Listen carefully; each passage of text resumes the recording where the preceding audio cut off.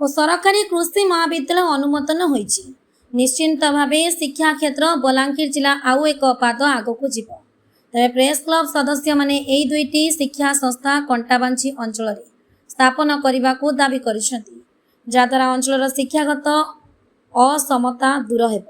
Press club ଦାବିପତ୍ରରେ ଉଲ୍ଲେଖ କରିଛନ୍ତି ଯେ କଣ୍ଟାବାଞ୍ଜି ଓ ପାର୍ଶ୍ୱବର୍ତ୍ତୀ ଅଞ୍ଚଳ ଉଚ୍ଚ ପ୍ରାଯୁକ୍ତିକ ଓ କୃଷି ଶିକ୍ଷାରେ ପଛୁଆ ଅଛି।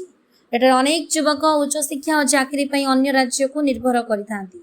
ଯଦି ଏହି ଦୁଇଟି ସଂସ୍ଥା କଣ୍ଟାବାଞ୍ଜିରେ ସ୍ଥାପିତ ହୁଏ ତେବେ ସ୍ଥାନୀୟ ଯୁବକମାନେ ଉତ୍ତମ ସୁଯୋଗ ପାଇବେ।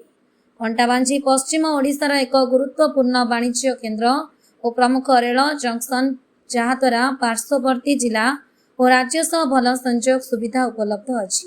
ସେହିପରି ଅଞ୍ଚଳଟି କୃଷି ପ୍ରଧାନ ହେବାରୁ ଏଠାରେ କୃଷି ମହାବିଦ୍ୟାଳୟ ସ୍ଥାପନ କଲେ କୃଷକମାନେ ଗବେଷଣା, ଆଧୁନିକ କୃଷି ପ୍ରଣାଳୀ ଓ କୌଶଳ ବିକାଶରେ ସିଧାସଳଖ ଲାଭାନ୍ୱିତ ହେବେ।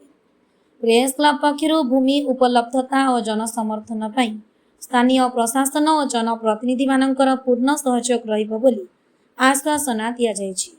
ଦାବିପତ୍ର ଦେବା ସମୟରେ ପ୍ରେସ୍ କ୍ଲବ କଣ୍ଟାବାଞ୍ଜି, ଟ୍ରକ୍ ମାଲିକ ସଂଘ, railway auto union, right to fight Kantabanji, Shri Gurusingh Sabha, railway ଯାତ୍ରୀ ସଂଘ, ଶ୍ରୀ ଶ୍ରୀ ବୁଢ଼ାଦେଓ ଗଣ୍ଡ ସାଂସ୍କୃତିକ ସମାଜ ଚଟୁଅନକା, କଞ୍ଜୁମର ଫୋରମ କଣ୍ଟାବାଞ୍ଜି, ଜବାହରଲାଲ ନେହେରୁ ଆଦିବାସୀ କ୍ଲବ ଚଟୁଅନକା କର୍ମକର୍ତ୍ତା ଉପସ୍ଥିତ ରହି ଦାବିପତ୍ର ଦେଇଥିଲେ। ଉପରୋକ୍ତ ସମସ୍ତ ସଂଗଠନ ଆଶାବ୍ୟକ୍ତ କରିଛି ଯେ ସରକାର ଜନଭାବନାକୁ ସମ୍ମାନ ଦେଇ କଣ୍ଟାବାଞ୍ଜିରେ ଏହି ଦୁଇଟି ଶିକ୍ଷା ସଂସ୍ଥା ସ୍ଥାପନକୁ ପ୍ରାଧାନ୍ୟ ଦେବେ। ବଲାଙ୍ଗୀର ଜିଲ୍ଲା ବେଲପଡ଼ାରୁ ତ୍ରିନାଥ ବାଗଙ୍କ ରିପୋର୍ଟ, ନ୍ୟୁଜ୍ 26।